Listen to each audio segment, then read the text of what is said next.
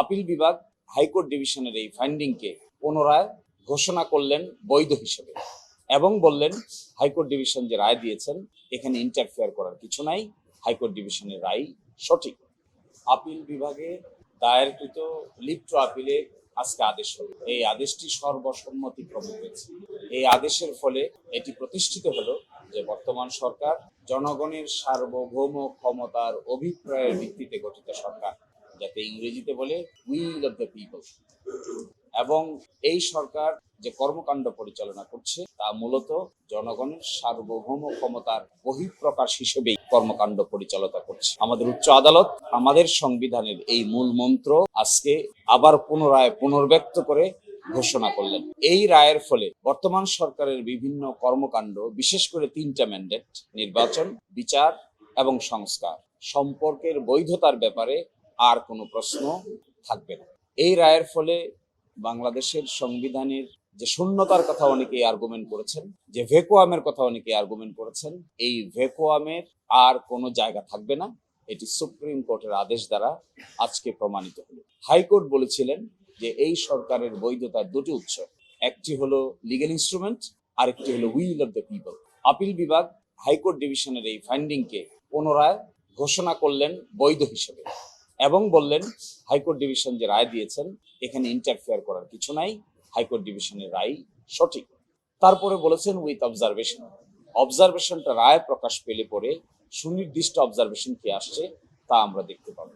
তো আমরা যে কথা বলেছিলাম, গণ অভ্যুত্থান পরবর্তী যে সরকার গঠিত হয়েছে এটি মূলত জনগণের সার্বভৌম ক্ষমতার বহিঃপ্রকাশের ভিত্তিতেই গঠিত হয়েছে।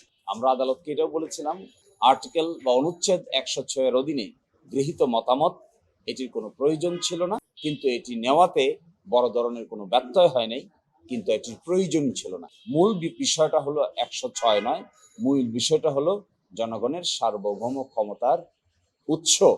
সেই উৎসটাই আবার আমাদের আপিল বিভাগ পুনরায় আজকে ঘোষণা করল যে জুলাই চার্টারে অন্তর্ভুক্ত বিষয়াবলী কিভাবে নিষ্পত্তি হবে, এটাও এই সরকার একটা আদেশ জারি করে বলেছে। এই আদেশটা হলো জুলাই সনদ বাস্তবায়ন আদেশ উইদিন ব্র্যাকেট সংবিধান সংস্কার আদেশ 2025। সেখানে একটা রোডম্যাপ দেওয়া আছে। আগামী যে জাতীয় সংসদ নির্বাচন হবে তার দুটো ক্যারেক্টার থাকবে। একটি ক্যারেক্টার হবেন জাতীয় যে সংস্কার সভা হবে, সংবিধান সংস্কার সভা, একজন পার্লামেন্টের মেম্বার সংবিধান সংস্কার সভারও মেম্বার হবেন, আবার তিনি একজন সাধারণ পার্লামেন্ট মেম্বার হবেন। তাকে দুটো শপথ নিতে হবে, এটি আদেশে বলা হয়েছে। এই আদেশের ভিত্তিতে যে নির্বাচন অনুষ্ঠিত হবে, ওই নির্বাচনের পার্লামেন্টের প্রথম ক্যারেক্টার হবে সংবিধান সংস্কার সভা হিসেবে 180 দিনের মধ্যে ফাংশন করা। এই যে প্রক্রিয়াটা, এই প্রক্রিয়াও কিন্তু এই সরকার আদেশের মাধ্যমে জারি করছেন।